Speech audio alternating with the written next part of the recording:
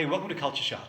So this is the 200th edition, which is quite a cool milestone anyway, but it's also quite a cool edition to celebrate a milestone with because it's one of our recap editions, this time of the September 2019 three-day field trip, which took place last week.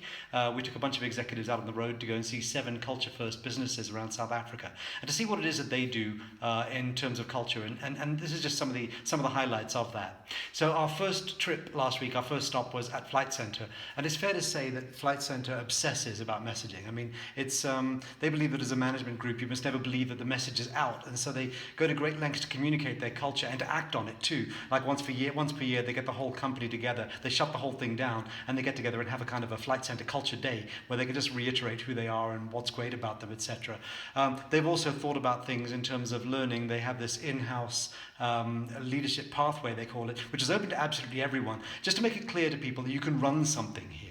And those are kind of tools that fuel hard work and enthusiasm, which I think are clear hallmarks of that company. Next up was Anglo-American Platinum. They've achieved something truly audacious, taking what only South Africans can really understand when we call it an incredibly difficult business and social arrangement, and turn it into an intentionally driven culture. They call it a full contact sport, and they developed a vast array of culture tools designed to achieve a specific outcome, and all of which are customized to the specific mine in which they're used to recognize the individual flavors of each. So that's really, really amazing. And that was day one. At the beginning of day two, we were very generously hosted by DHL Express, which frankly is impressive top to bottom. And from the way DHL's welcome packs to new employees before they join, making sure the onboarding starts early, to the deep and broad international training programs, which are open to all employees. One really amazing thing here, all training is done in-house, and even the CEO is required to lead training sessions throughout the year, the global CEO, to ensure that DHLers get the best not only of the content, but of the experience of other DHLers in their training. From there it was Retelec, which is a common stop for us because of the way it's understood the real roles of the various people inside its organization in a cultural sense. For example, each leader takes responsibility for growing people at Retelec. There's no traditional HR function. Everyone is in HR and has a mandate to grow people and to improve people.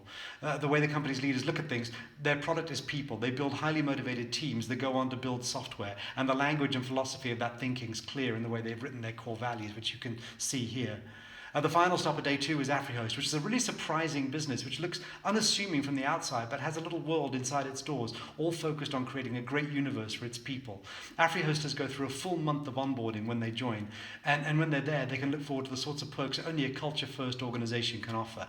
The company employs, note, it doesn't outsource, but employs 4 chefs in a kitchen that provides delicious food for every employee every day. It's a big expense and the sort of thing that demonstrates their cultural philosophy.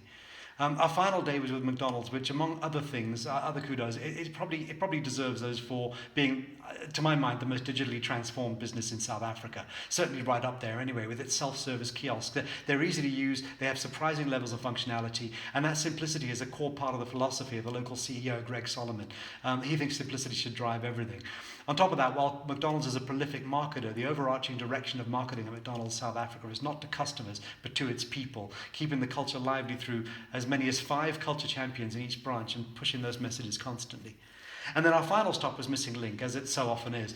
This is maybe the most original workplace you've ever seen. It's featured in magazines around the world, and it's always something that emits a mix of stunned silence and loud chorus of wows, and, when we walk in.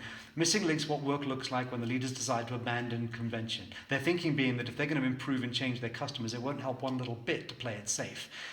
So they're always fascinating and always a favourite.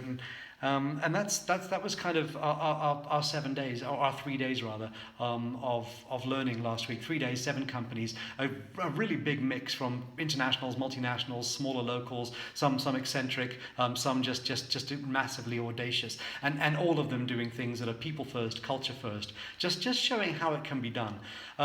If you've never done one of these, you really ought to. A little bit of a sales pitch here. We have one coming up in November 2019. That's our last one for this year.